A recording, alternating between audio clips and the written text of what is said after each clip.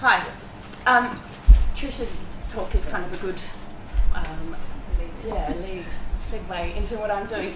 And I realised that I've called it online tools for poetry units, but I realised as I was sort of putting it together that it's not really. That's kind of where I got my idea from. But I think you could use it for pretty much anything to do with creative writing and, you know, building language with your students. I've put here, it's a little bit hard for you to see, but I'm happy to show anybody. I've put the link to this onto Bitly to get a nice little address for you. And this one here, by the way, is a capital I, not a small L. But all of these links that I've got here are embedded into it. So if you go to this Prezi, you'll be able to click onto each of these things. You don't need to worry about writing down the addresses for it. So basically where sort of my idea for this came from was that I was marking some work for a school with their year 8s who had done what I like to think of as the dreaded poetry anthology. And maybe that's just a personal thing, I can't stand them. But they really are a go-to assessment for a lot of teachers. For whatever reasons, you know, I think in a good way, we want to give students a voice, and we want to say, you know, here's a chance to be creative. Here's, you know, the opportunity to say what you want to me and tell me about your life and your world.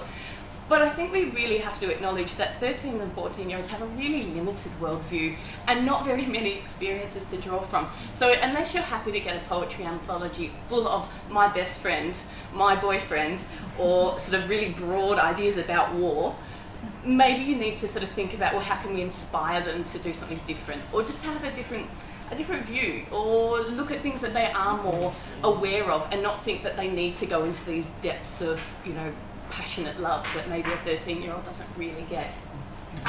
So, you know, we want them to expand their creativity, expand their vocabulary, use language creatively, and enjoy language as well. And I think that's got to be the more important part of poetry study. Because I think in anthologies, a lot of what we get are kids shoving rhyme because they've done a limerick. So they have to get this rhyme and they have to get the rhythm. Or they've learnt that haikus have a certain number of syllables in each line, but don't actually understand how to use language to actually be writing a proper haiku, you know. So unless your aim is to get the kids to understand the features of form, I'm not really sure that saying you need to have an anthology that has a haiku, a limerick, a sonnet, a whatever, is really that useful. So from my perspective, I think that what's more important is to do these three things: to expand vocabulary, use language creatively, and just to enjoy, you know, the aesthetics of language as well. So actually I realise my phone is dying, which is my hotspot at the moment, so I'll have to whiz through these really quickly. But what I've got is sort of a bit of show and tell about some cool sites that I think are good to use to do those things. So, you know, my first one there is Flickr, and I'm sure most, if not all of you, have seen Flickr. But when I was searching through things, what I came up with here, can I do a bit of advertisement? There we go, is Piclits, which is kind of like Flickr, but you can put writing directly onto the image. So, I mean, and as you can see down here, you can get some drag and drop words that they'll give you, or you can go into freestyle, and which is maybe one of those words that we're trying to engage and are actually coming across as a bit lame. But, you know, you can do either. So, you know, good for lower literacy kids who maybe don't have the language to start with, can try with the drag and drop to start with. And it will just come up with these sort of random pictures, which I think are really great for inspiration, because it's that limited worldview. Well, you say write a poem, and they say, well, what am I supposed to write a poem on? You know, so by pulling up these images, it gives them a starting place, I think. And the way I would use this would be maybe not to straight away say just write a poem, but to say, right, let's look at this image and think, what emotions does it elicit from you? Or maybe what do you think of when you see this? And then finding these words and going, oh, well, I think of bright, or I think of orange, or I think of all of these, and seeing if they can kind of create poetry without trying, almost, you know, just finding words to describe an image rather than to find words that rhyme with good. All right. So, gosh, this time goes really quickly. Okay.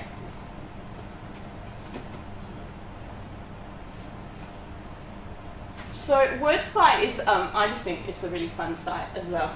See, here we go. WordSpy is good for just finding new words.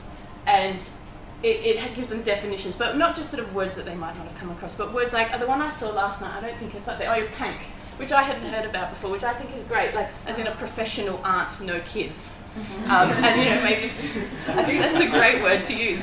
But like school sprawl and there's different words that they can insert into their writing, which are a bit more creative, but you can also talk about the imagery that's created by these kinds of words. So it just comes up with different words each day.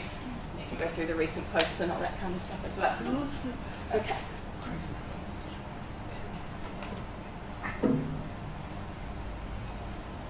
Okay, exploring language. This one I think is really fun. And right from the beginning I would say the kids will find a way to find dirty words here.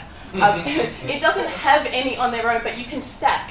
So it's really easy to make your own dirty words. But you know what, I think embrace that maybe. Get them to explain what that word means and take away all the fun of it. But so it's like putting, I don't know if I can do it up here actually, but magnets on a fridge.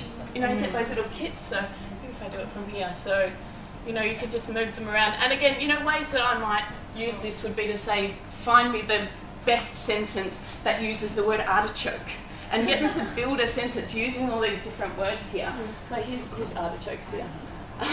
There are some really odd words, but it's about giving them words that they wouldn't necessarily come up with on their own. Because I find it myself when you go to write creatively and all you can think is good, bad. Love, death, hate, okay, I need some inspiration here. So I think this is a great site to give them that. Lexipedia is, it's like a visual dictionary. It shows links between different words. It gives synonyms and antonyms and that kind of thing, but I'll leave that to you to have a bit of an explore around because it's one of the more boring ones, I guess. Fraser works through Flickr, so it draws on Flickr's database of images. But basically, if you write any phrase, I don't know, so creative, but you put in any sentence and it will draw on Flickr to find images that are somehow related to that. If you don't like, I would be saying to kids, well, do you need to have an image in there? Probably not, so let's just have no image. And then cold, well, was that the kind of feeling you were trying to get through that word? Or maybe find a different picture that matches it, or change the word until you get the image that suits the feeling you were trying to come up with. So I think that's really fun as well. I forget that I can go up here. And I feel I've missed something that I really wanted to have a look at. Maybe not. Up the top here, I put them up here in case I didn't have time to get to them. I've missed out on practically everything. So are some other really good sites. This Language as a Virus is amazing. It just has so many activities and resources and gadgets and apps and all sorts of things to help with poetry writing.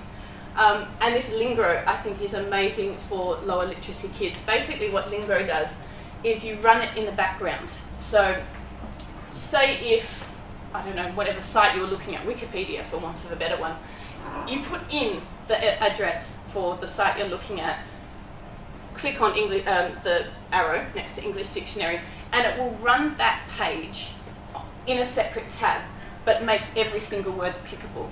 And you can click on that word and it will give you a definition for it, including, synonyms, antonyms, etc. So I think that's an amazing tool for your lower literacy kids, so that they're not always having to stop and ask you, what does this mean? And I don't understand what this says because I don't get the word. If you can get them to do it as needs, I think it keeps that flow going, the momentum. They can get the meaning better. But there's my time gone basically, and there are so many others that I wanted to show you. So if you have a look at my Prezi by going to the bit.ly address there, you can click on all of those and have a play with them. They're loads of fun basically. So thank you.